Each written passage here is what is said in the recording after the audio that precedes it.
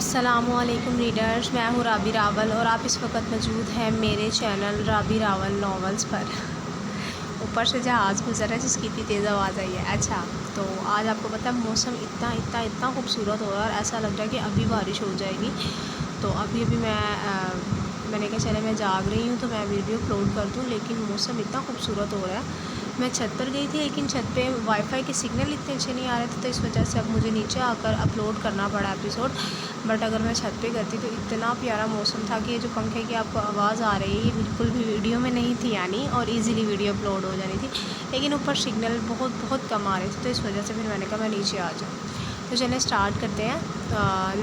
Novel کو نفرت اور محبت سے رقم عشق کی داستان، ایپیسوڈ ہے 50 اور تحریر ہے رابی راول کی۔ چلیں اسٹارٹ کرتے ہیں۔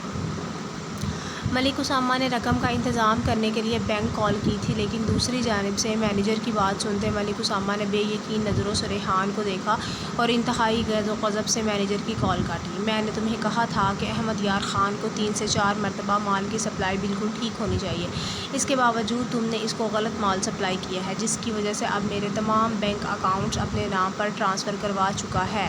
میں نے تمہیں منع کیا تھا، پھر کیسے اس خراب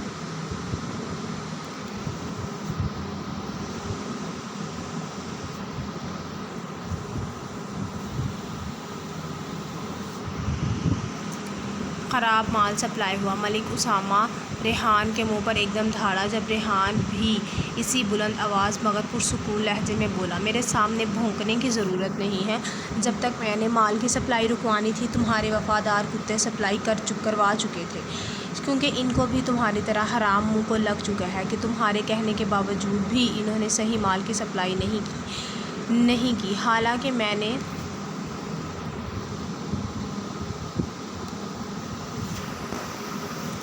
منع کر دیا تھا تمہارے بندوں کو کہ اگلی دفعہ 1 نمبر مال کی سپلائی ہونا چاہیے، لیکن اس کے باوجود تمہارے بندوں کے کانوں پر جوں تک نہیں رینگی، تو اس میں میرا کوئی قصور نہیں۔ ملک اسامہ نے بینک سے زیادہ رقم نکلوانے کے لیے مینیجر سے بات کرنی چاہی تو اس نے بتایا کہ چند گھنٹے پہلے اس کے تمام اکاؤنٹس غفران احمد یار کے نام ہو چکے ہیں۔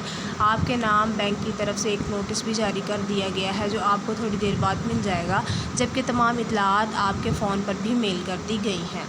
اور ویسے بھی تم اتنے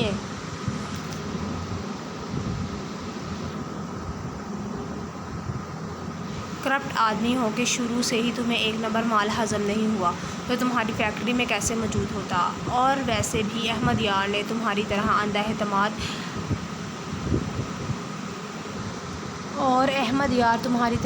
اعتماد کرتے ہوئے اندھوں کی طرح مال استعمال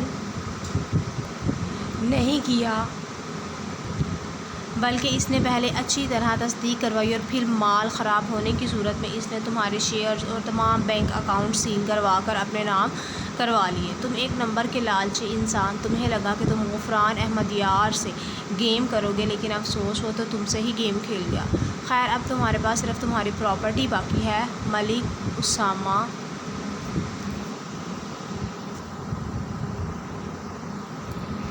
ریحان کی باتیں سنتا لہو چھلکاتی آنکھوں سے غیظ و غضب لیے ریحان کو دیکھتا منڈیاں بھینچ گیا۔ مجھے ابھی اور اسی وقت اپنی کچھ پراپرٹی سیل کرنی ہے، اور اس احمد یار کو تو میں بعد میں دیکھ لوں گا، پہلے مجھے میرا بیٹا مل جائے۔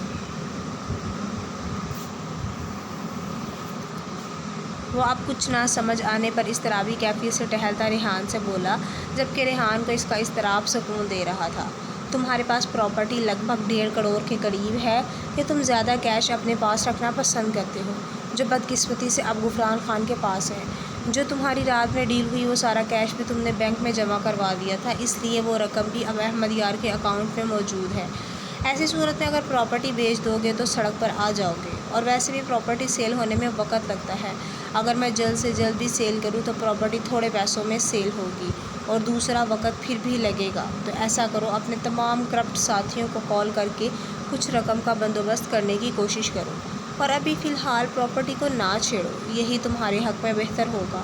اور 1-2 دن تک فارم ہاؤس میں دوبارہ نمائش لگاؤ اسلحے کی، مال تمہیں مل جائے گا۔ اسلحے کا بندوبست تمہیں میں کر دوں گا، اور جن سے تم پیسہ لوگے ان کو بھی رقم کے مطابق اسلحہ دے دینا یا کیش دینا، یہ تمہاری اپنی مرضی ہے۔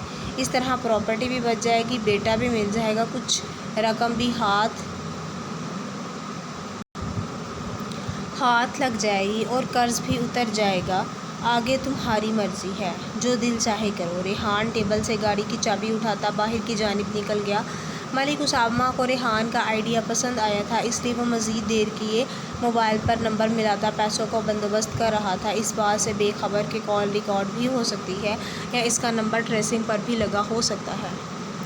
کل مائیوں کی رسم عبدالکریم خان کے گھر بہت خوبصورت طریقے سے انجام پا گئی تھی اور آج مہندی کے تمام انتظامات منان خان کے گھر کے لان میں کیے گئے تھے۔ ان کا کہنا تھا کہ نور کا فنکشن ان کے گھر ارینج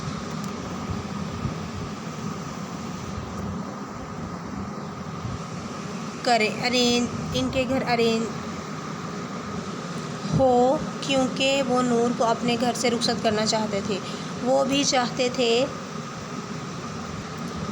نور کو اپنے گھر سے رخصت کرنا چاہتے تھے، جبکہ منان خان کی اس بات پر عبدالکریم خان کو بھی کسی قسم کا کوئی اعتراض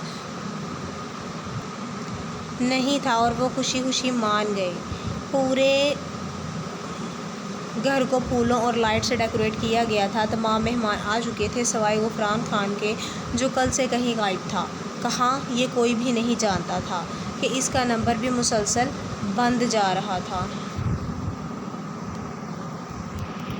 ہمایوں کی رسم میں بھی شریک نہیں ہوا تھا۔ رمیسہ بیگم حارث سے غفران کے متعلق پوچھ رہی تھی، جو خود بھی کافی پریشان نظر آ رہے تھے۔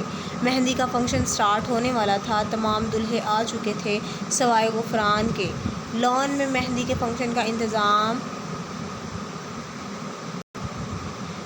انتظام پردے کا خیال رکھتے کروایا گیا تھا۔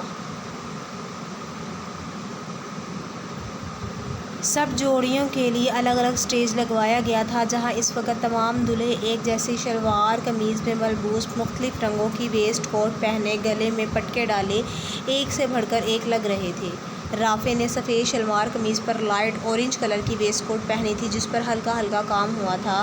اس کے برعکس زریز سفید شلوار قمیض پر لائٹ اسکائی بلو کلر کی ویسٹ کوٹ پہنے، نیچے بلو کلر کی کھیڑی زیب تن کیے، اپنی گندمی رنگت میں کشش لیے اپنے تیکھے نقوش سے سب کو اپنی جانب متوجہ کر رہا تھا۔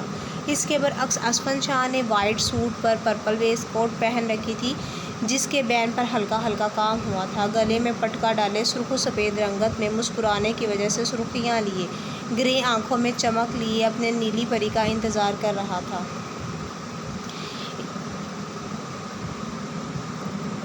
جبکہ تمام دلہنیں کمرے میں تیار ہو رہی تھیں۔ احمد شاہ نے ہر کام ماجد صاحب اور حلیمہ بیگم کے مشورے سے کیا تھا۔ اسفند ماجد صاحب، حلیمہ بیگم اور روزینہ کو لے کر منان خان کے گھر اس وقت موجود تھا۔ احمد کو کچھ کام تھا جس کی وجہ سے اس نے لیٹ پہنچنا تھا۔ ونسا احمد کے انتظار میں اپنے آپ کو تیار کرتی اب دوپٹہ سیٹ کر رہی تھی جب احمد کمرے میں داخل ہوا۔ نکاح والے دن کے بعد سے ان میں کوئی بات نہیں ہوئی تھی۔ احمد کمرے میں داخل ہوتا منسا کو تیار دیکھ چند سیکنڈ کے لیے تھم گیا تھا، جو اس وقت ملٹی کلر کے کام دار لہنگے میں موجود، سفید کام والی کرتی پہنے، گرین دوپٹہ سیٹ کرتی احمد کا اپنے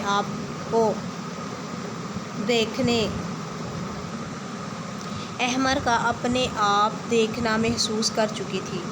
دوپٹہ سیٹ کرتی وہ ایک ہاتھ میں لہنگا اٹھائی احمد کے پاس آئی، جو اس کو سر سے لے کر پیر تک مبہوت ہوا دیکھ رہا تھا۔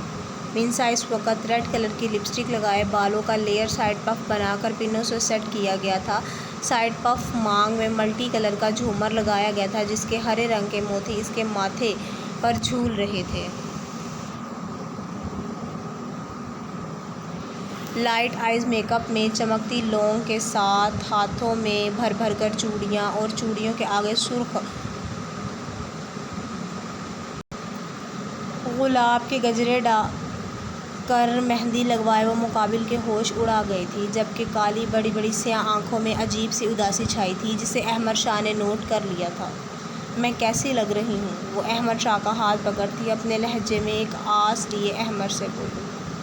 سوری ڈر زیادہ ہے آج کے ایپیسوڈ، تھوڑا سا مجھے جانتی ہوں کہ مسٹیکس ہو رہی ہیں ایپیسوڈ لکھنے میں، تو یہ ایک تو لائٹ بہت پریشان کرتی ہے جس کی وجہ سے میں کچھ نہیں کر پاتی، اور بالکل تھوڑا سا ٹائم ملتا ہے مجھے لکھنے کا، تو اسی وجہ سے شارٹ، لیکن انشاءاللہ میں نے آپ لوگوں سے وعدہ کیا ہے کہ میرا منڈے تک ارادہ ہے کہ میں آپ لوگوں کو لانگ ایپیسوڈ دوں، تو آپ لوگ دعا کریں کہ میرا جلدی جلدی سے وہ کام ہو جائے، تو انشاءاللہ میں آپ لوگوں کو لانگ ایپیسوڈ دینا سٹارٹ کر دوں گی۔ تو اگر میں نے آپ لوگوں کو لانگ ایپیسوڈ دے دیے تو انشاءاللہ تقریباً 10 دنوں کے اندر اندر ہمارا جو ناول ہے نا وہ کمپلیٹ ہو جائے گا انشاءاللہ تعالیٰ۔ تو یہ تھوڑی سی مسٹیکس ہوتی ہیں جن کو میں ویڈیو کبھی پش کر اور کبھی چلتی ویڈیو میں ٹھیک کرتی ہوں، تو اس کو پلیز اگنور کر دیجیے گا، ٹھیک ہے نا۔ انشاءاللہ کل ملیں گے ایپیسوڈ 50 کے پارٹ 2 کے ساتھ۔ تب تک کے لیے مجھے دعاؤں میں ضرور یاد رکھیے گا اور دعا کیجیے گا کہ جو میرا کام ہے وہ ہو جائے، اور اپنا بہت بہت خیال رکھیے گا۔ اللہ حافظ، فی امان اللہ۔